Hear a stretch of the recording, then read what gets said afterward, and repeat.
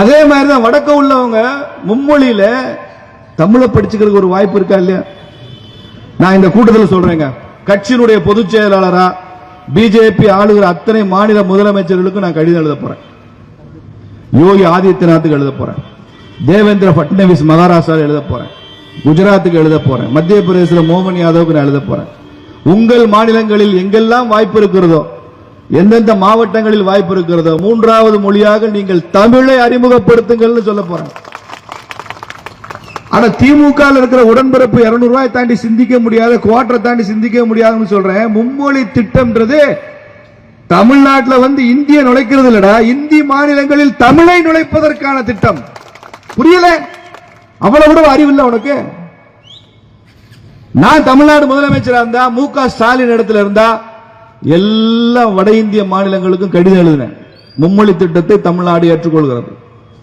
வட இந்திய மாநிலங்களில் நீங்கள் வாய்ப்பு இருக்கு, மாவட்டங்களில் எல்லாம், பகுதிகளில் எல்லாம் நீங்கள் தமிழை மும்மொழியாக அறிமுகப்படுத்தினால் தமிழ்நாடு அரசாங்கம் அந்த செலவுகளை ஏற்றுக்கொள்ளும், பாடத்திட்டத்தை ஏற்றுக்கொள்ளும், அந்த புத்தகங்களுக்கான பணத்தை நாங்களே கொண்டு வந்து கொடுப்போம். இங்க இருந்து தமிழ் ஆசிரியர்களை உங்கள் மாநிலத்துக்கு அனுப்புவோம்.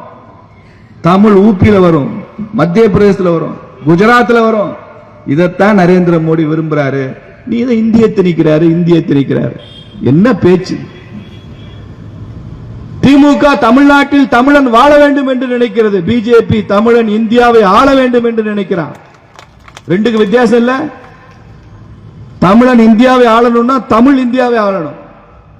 காசி தமிழ் சங்கம் நடத்த வேண்டிய அவசியம் நரேந்திர மோடிக்கு என்ன வந்துச்சுங்க? காசியில் அப்படி தமிழர்கள் ஓட்டு அதிகமா இருந்து மோடிக்கு ஓட்டு போடுறாங்களா? குஜராத்தில் சௌராஷ்டிரா தமிழ் சங்கம் நடத்த வேண்டிய அவசியம் மோடிக்கு என்ன வந்தது?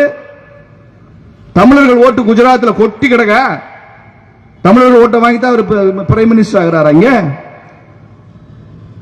தமிழ் மீது இருக்கிற காதல், தமிழ் மீது இருக்கிற அன்பு, இதெல்லாம் உங்க திமுக விட பிஜேபி காரனுக்கு இருக்கிற தமிழ் பற்று சற்றும் குறைந்ததல்ல. ஸ்டாலின் அவர்களே, சற்றும் குறைந்ததல்ல.